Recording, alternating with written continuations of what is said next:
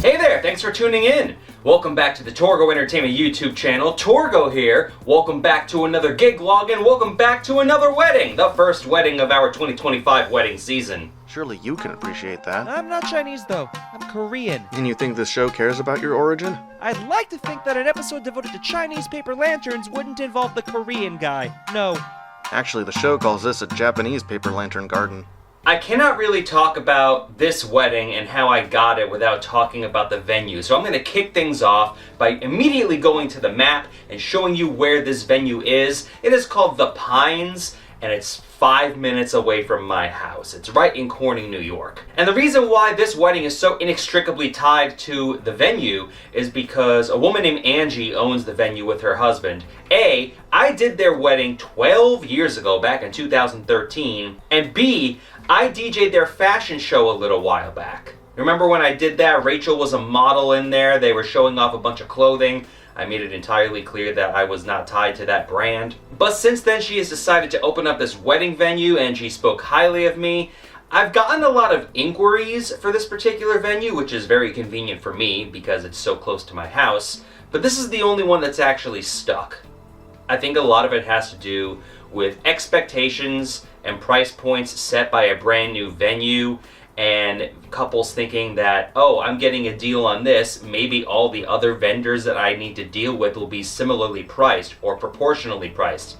And that's not the case. The structure of the wedding is very simple. They are having the ceremony on site, but I'm not responsible for anything of it. So I am merely playing cocktail hour and reception with one single DJ setup and no lighting from 4 to 8. And you'll notice if you've watched many of my gig logs, especially in the past few years, for this wedding I am returning to the QSC K10.2 tops and no subwoofer.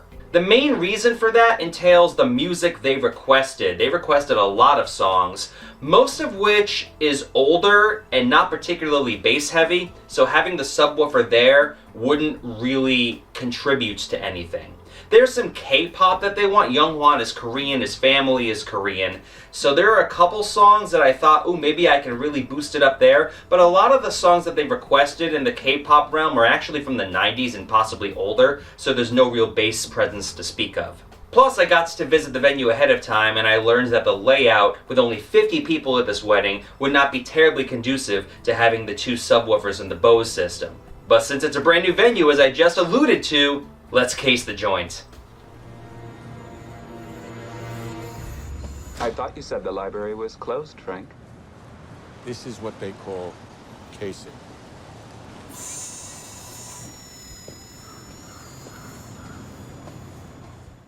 Where's the venue?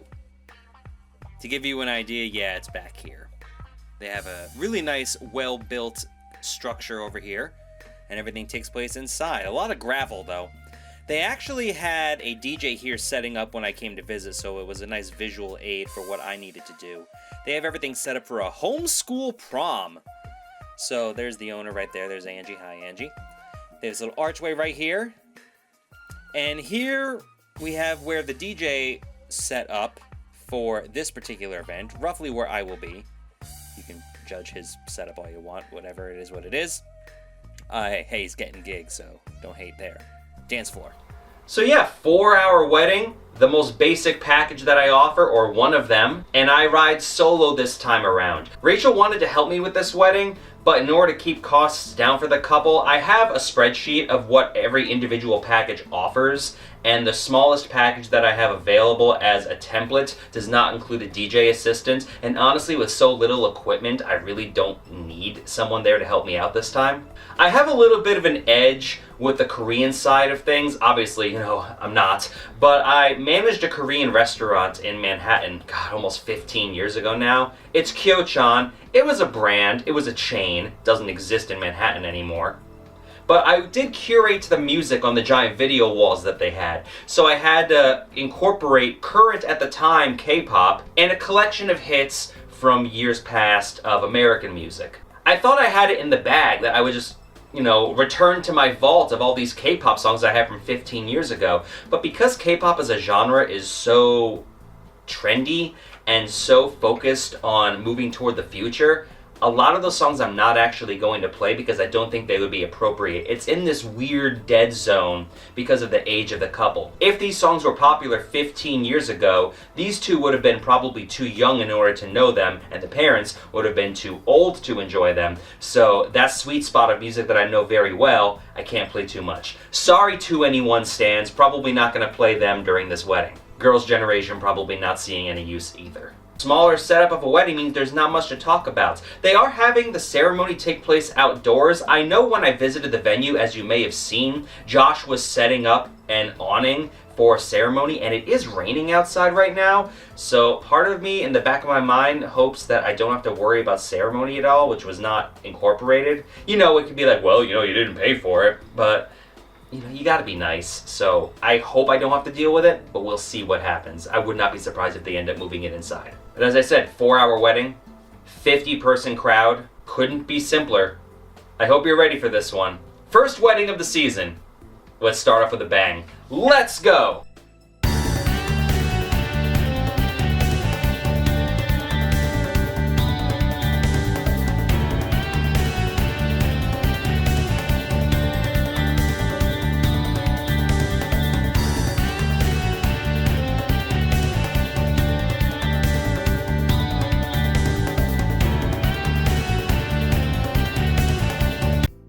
Remember when I said this was a relatively new venue? It's so new that it doesn't even show up on Google Maps.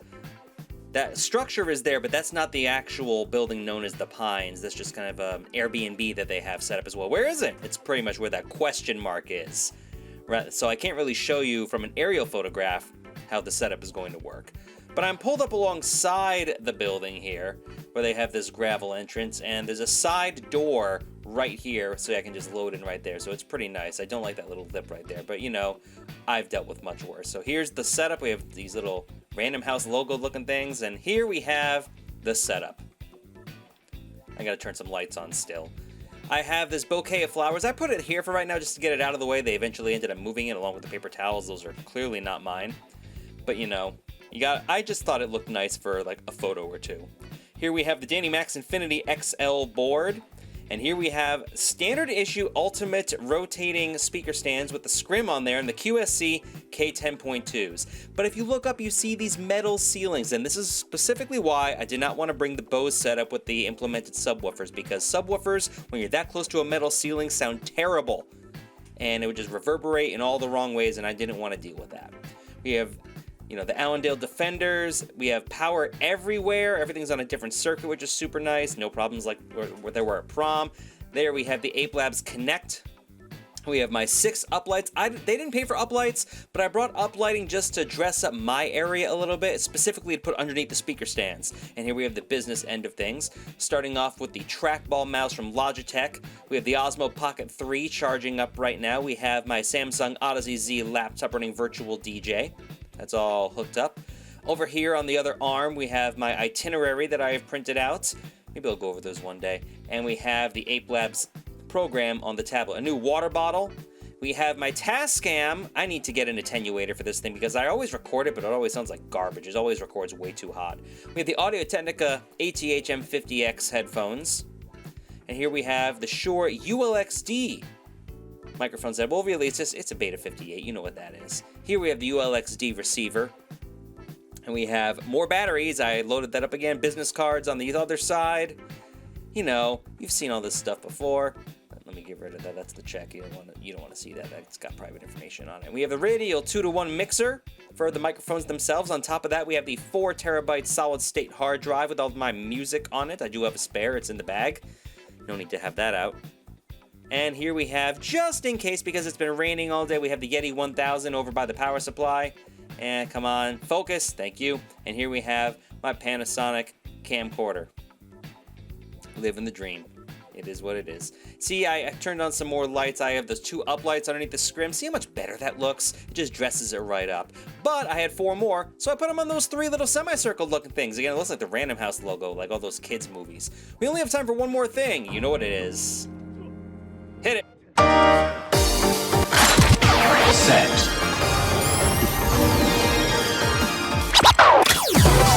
Beat. Ready.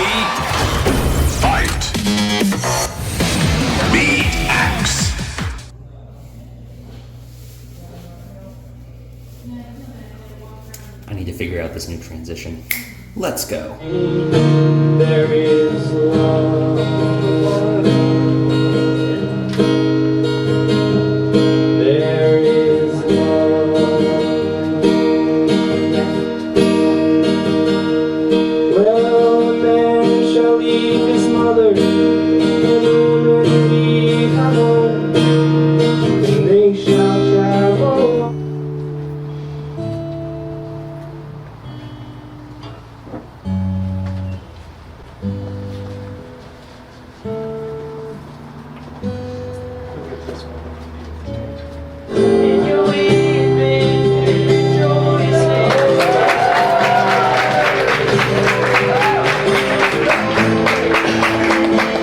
By the authority given to me, and with great joy and honor, I pronounce you husband and wife.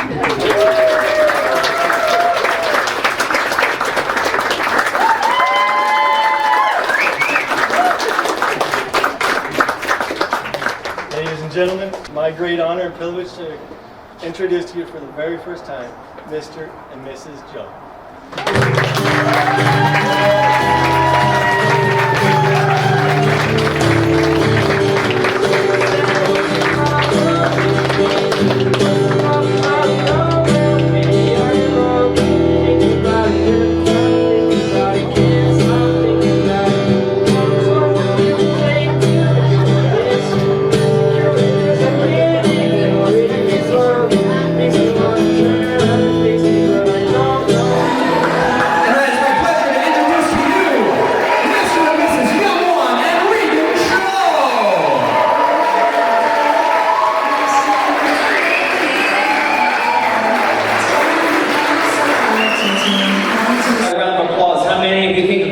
Nice to each other. Regan's like, oh please, oh please.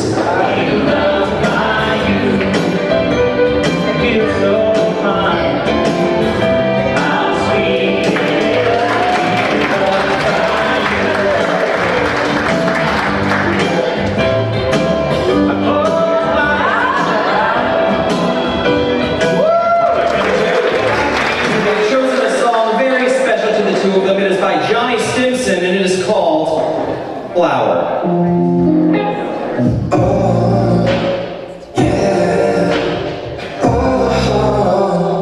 And give a round of applause, everyone. You're newlyweds.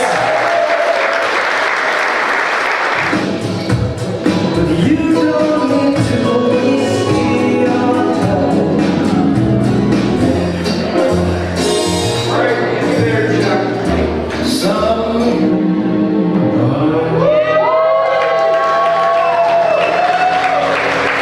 Regardless of how you count it, they said 59 and a half years of marriage. It will soon be 60. Who's counting? This one's for Regan's mom and for Regan's girlfriends.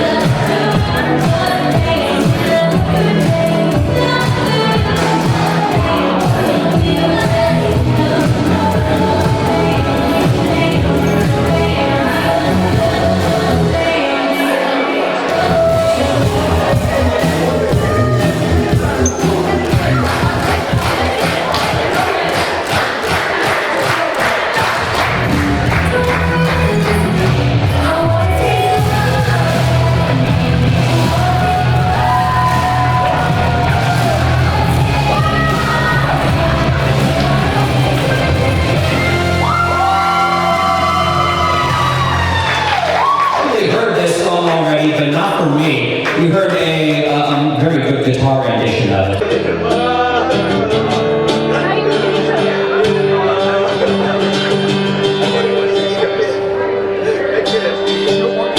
Keep going, we got enough. I didn't hear me play the actual song. We're gonna play it right now.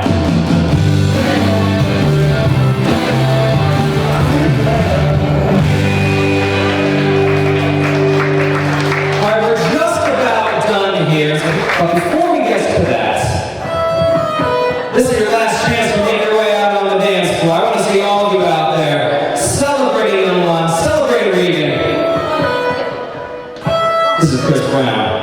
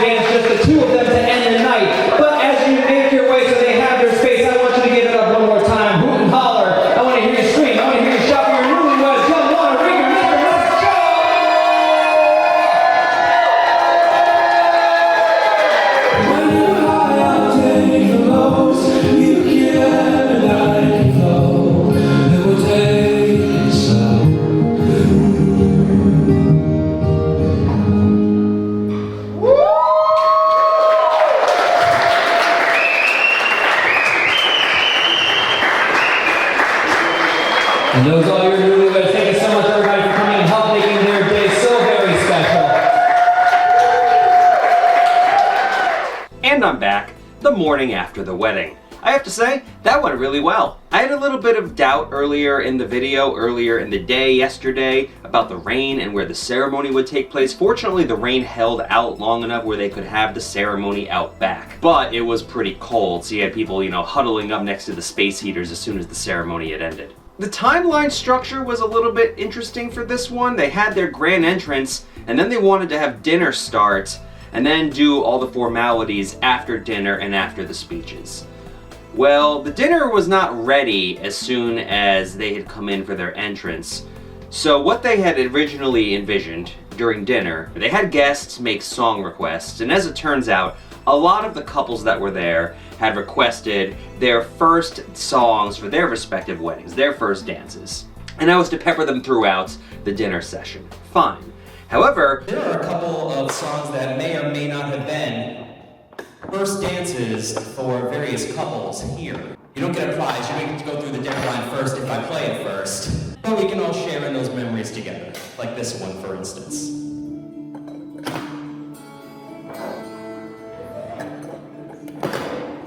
once I started doing that, the first couple got up and danced to it, which I was not expecting, the couple was not expecting. And I was like, oh, that's cute. And then they kept doing it. Every single couple kept coming up for their particular song. It ended up making for a couple really nice moments, like when Younghwan's parents came up when I started playing some of the slower Korean music, which they were not expecting. That was a real trip. But I was concerned at first, like, oh no, we're taking all of the focus away from the couple and on the guests. This doesn't look right. But after talking to them and talking to the parents on both sides, they were all loving it. They weren't expecting it either, but it made for a really nice moment. They felt that it paid tribute nicely to all the guests that were there. I'm not saying do it as a regular thing. It was kind of a one and done kind of deal, but it ended up working out well, especially with dinner running late like it did. On top of that, it took forever to get people through the dinner line. 9 tables you think would go very quickly, but for whatever reason, it took like 35, 40 minutes to get everybody through that. And then we had all the speeches, of which there were 5, none of which were short. So the couple came up to me, and inevitably they knew that they had to go until 9 o'clock, making this a 5-hour wedding instead of a 4-hour wedding. Really 6 for them, because they had the ceremony at 3, even though I didn't do anything for it. I'm gonna film the ceremony if I'm there, because what else am I gonna do? I have a camera, just put it on a tripod, and away I go. Once we started getting into the groove of things, we got the cake cutting done. We got the first dance, the father-daughter dance, the anniversary dance. Dance floor opens, people are finally letting loose and having fun. I heard murmurings that with these types types of weddings with certain cultures, they're not big on dancing. They just kind of show up, take pictures, and bounce. That's their wording, not mine. But I was pleasantly surprised how many people stuck around. I kept the energy going, played a lot of requests, didn't get as much K-pop in as I nearly wanted to, but that was purely time sensitive more than anything. Even with a little bit of an incident that happened during dance floor time that ended up causing like a 15 to 20 minute lull, some glass needed to be cleaned up really, people were like, uh-oh, the show's over. Brought him back. Don't get discouraged if your dance floor clears for something out of your control. It may have a lull for a couple minutes, but you will eventually get them back if people are willing to have a good time, and they were. I think people wanted me to keep going past 9. But like I said, Younghwan and Regan had a fantastic time, and everyone seemed very thankful. I got a lot of compliments, which I don't typically get after weddings because I don't seek them out, but people made it a point to come up to me afterwards and say, you did a really good job, I like the music that you played, and you integrated all the different selections. And I'm like, well, the bride helped me curate a lot of the songs that she wanted to hear, so, you know, thank her too. And apparently I'm one of the quickest DJs to tear down. It took me 40 minutes to have everything torn down and in the car, and that's by myself. So thank the Danny Max Infinity board for that. It helps really keep everything contained. One of the best purchases I've made for this DJ company. Thank you so much for tuning in. A playlist will be at the tail end of this video. The next gig log you're gonna see is an 18th birthday party. You've seen this kid before. I did his 16th birthday party 2 years ago. Funny how time works like that. And they're bringing me back for another round. But until then, I'm Torgo of Torgo Entertainment, and I'll see you at the next gig. Take care.